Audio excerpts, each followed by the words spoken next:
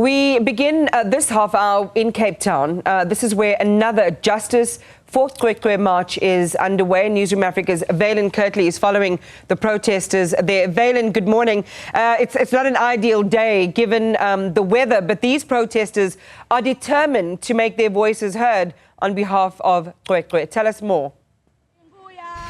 Thank you very much, Iman. Yes, this is Justice for South Africa, certainly the Cape Town version of a group of students from universities around the country, CPUT, UJ, Wits, who have joined this civil society group and decided to put their voice behind Justice for Kwekwe. Kirtley is the march leader here in Cape Town.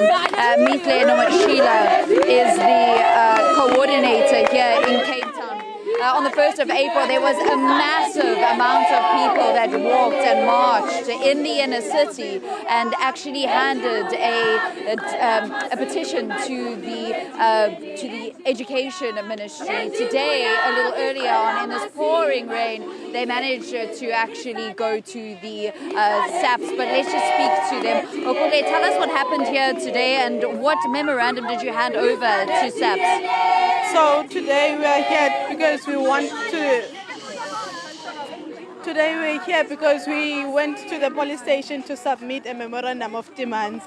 One of the demands in the memorandum is that we want the case of Kwekwe to be investigated again, and we want independent investigators to investigate because we feel like SAPS has failed us. Are you quite impressed with, this is your march, you coordinated this march. It's incredible to see how many people, despite this rain, have come out, although I suppose you were hoping for some more.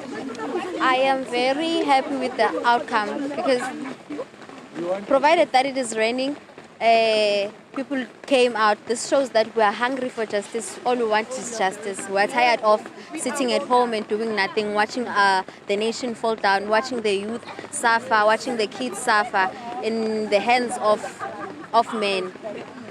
It's interesting to see that some of these children would have gone back to school for the very first time for term 2 today, but they've decided to join this march. You yourselves are university students. Why is this being led by students and not by the people that are in decision-making positions? I think at the end of the day, we have to understand that we are the ones who are going to be the leaders of tomorrow. So we have to start, it all has to start now.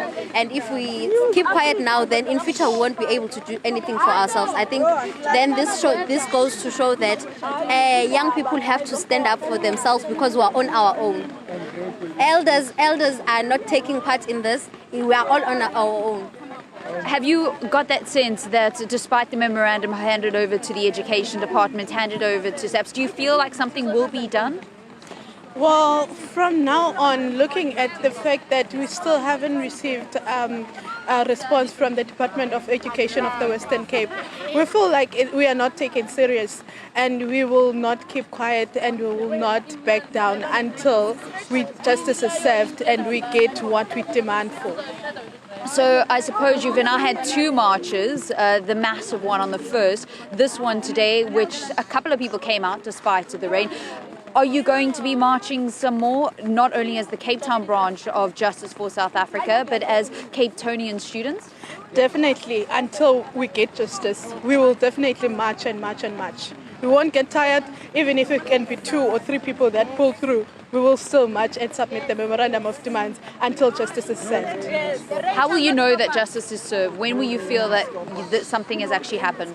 Well, we want the perpetrator for the case of Matatiela, of a 7-year-old, to be behind bars. We want the principal to hand out the DNA and be tested. We want the Alu case to be concluded and justice to be served. We cannot allow this one to slide because the justice system of South Africa has failed us on the Omotoso case.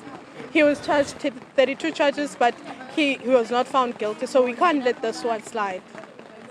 Strong sentiments coming from students here in Cape Town, Iman, in the pouring rain at Grand Parade. It's just outside of Cape Town City Hall. This is usually a place of celebration, but this is where the young people in Cape Town are making their voices heard. They say that those that are in decision-making positions are just not doing anything for them, and enough finally is enough.